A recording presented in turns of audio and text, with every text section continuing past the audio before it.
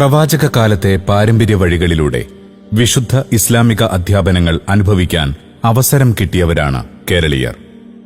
യമനി താവഴികളിലൂടെ മതാധ്യാപനങ്ങൾ ലഭിച്ചതിനാൽ കേരളത്തിലെ ഭൂരിപക്ഷം മുസ്ലിങ്ങളും സൂഫിസത്തിന്റെ സൗരഭ്യമുള്ള പാരമ്പര്യ ഇസ്ലാമിന്റെ വഴിയിലാണ്.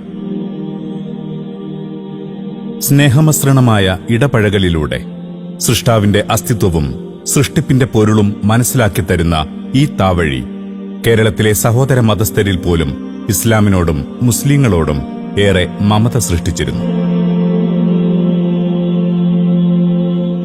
മുൻവിധികളില്ലാതെ സർവരെയും സ്വീകരിക്കുകയും നന്മകൾ ചേർത്തു നിർത്തുകയും തിന്മകൾ അടർത്തി മാറ്റുകയും ചെയ്യുന്ന തദ്ദേശീയ പാരമ്പര്യം നാടിന് ഏറെ നന്മകളാണ് നൽകിയത്.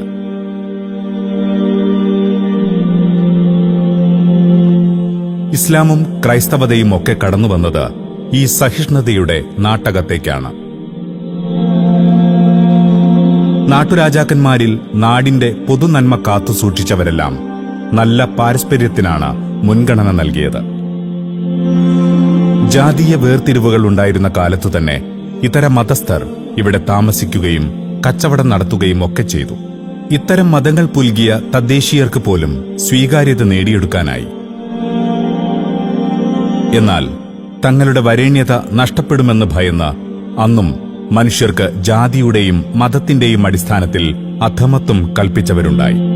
അവരുടെ പിന്മുറക്കാർ രാഷ്ട്രീയാധികാരങ്ങളോടെ നാട് ഭരിക്കുന്നുവെന്നത് മറ്റൊരു ദുര്യോഗം.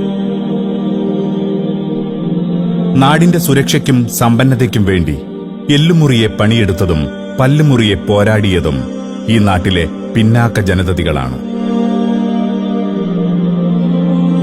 പക്ഷേ സ്വാതന്ത്ര്യാനന്തരവും അവർ പിന്നാക്കക്കാരായി തന്നെ തുടരുന്നു. അധികാരവും ആനുകൂല്യങ്ങളും സ്വന്തമാക്കി ശീലമില്ലാത്ത ഇക്കൂട്ടർക്ക് ഭരണഘടനാനുസൃതമായ അവകാശങ്ങൾ പോലും ഉപയോഗപ്പെടുത്താനാവുന്നില്ല.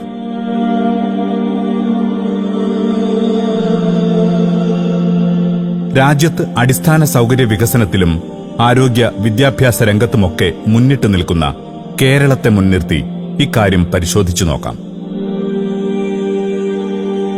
സംസ്ഥാനത്ത് 26.9% വരുന്ന മുസ്ലിങ്ങൾക്ക് സർവീസിലുള്ള പ്രാതിനിധ്യം -136% കുറവാണ്. 9% ജനസംഖ്യയുള്ള പട്ടികജാതിക്കാർക്ക് -22% കുറവ്. 1.2% പട്ടികവർഗക്കാർക്ക് -49.5% പ്രാതിനിധ്യമാണ് സർക്കാർ സർവീസിലുള്ളത്. ജനസംഖ്യാനുപാതികമായി ഏറെ സർവീസ് പ്രാതിനിധ്യമുള്ള മുന്നാക്ക വിഭാഗങ്ങളിൽ സാമ്പത്തികമായി പിന്നാക്കം നിൽക്കുന്നവർക്ക് 10% കൂടി സംവരണം നൽകിയിരിക്കുന്നു.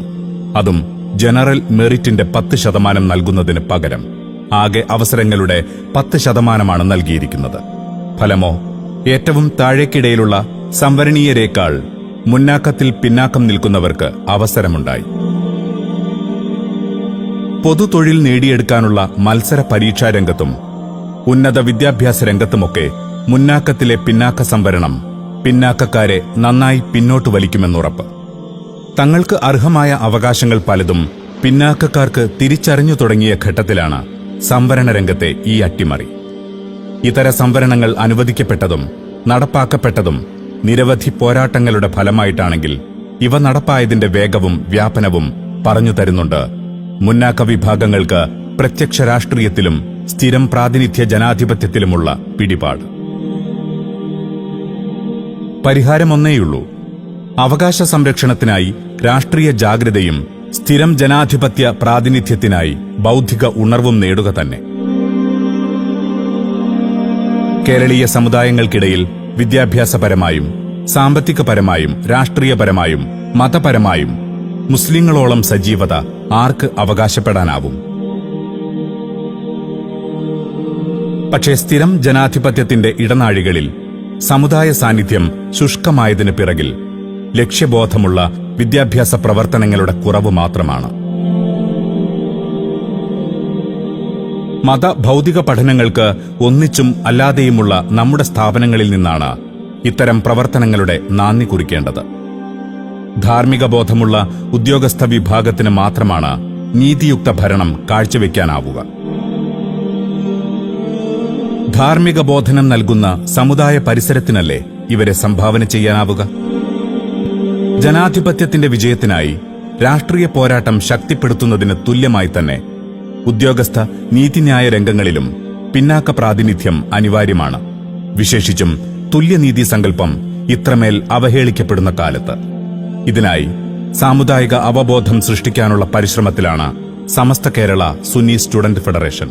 അസ്തിത്വം, അവകാശം, യുവനിര വീണ്ടെടുക്കുന്നുവെന്ന പ്രമേയത്തിലുള്ള ക്യാമ്പയിൻ ഈ ശ്രമത്തിന്റെ ഭാഗമാണ്. ആരുടെയും അവകാശം ഹനിക്കാതെ, നമ്മുടെ അവകാശം ത്യജിക്കാതെ നമുക്ക് പോരാടാം. നേരും നന്മയും നീതിയുമുള്ള നാടിനായി, നാട്ടുകാർക്കായി.